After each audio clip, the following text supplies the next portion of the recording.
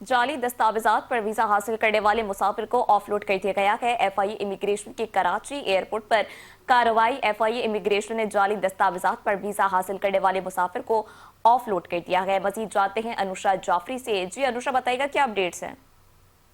बिल्कुल, देखिए, जाली दस्तावेजात पर वीजा हासिल करने वाले मुसाफिर को ऑफलोड कर दिया गया है। इमिग्रेशन कराची के एयरपोर्ट पर बड़ी कार्रवाई सामने आई है।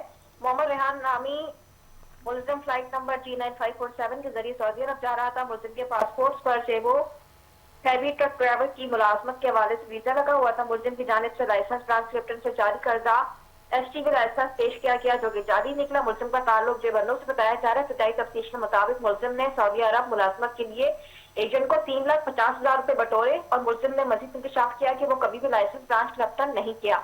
एजेंट ने मुलजिम को मज़कूरा जाली ड्राइविंग लाइसेंस बनवा कर दिया। मुलजिम को बाद एजेंट की निशानदेही पर मजीद कानूनी कार्रवाई के लिए जो है वो anti human trafficking circle Karachi जो है वो मुंतकिल करके जो है वो उस हवाले से मजीद इंटेरोगेशन भी जो है शुरू कर दी गई है। जी, तफसीलात के लिए शुक्रिया अनुषा।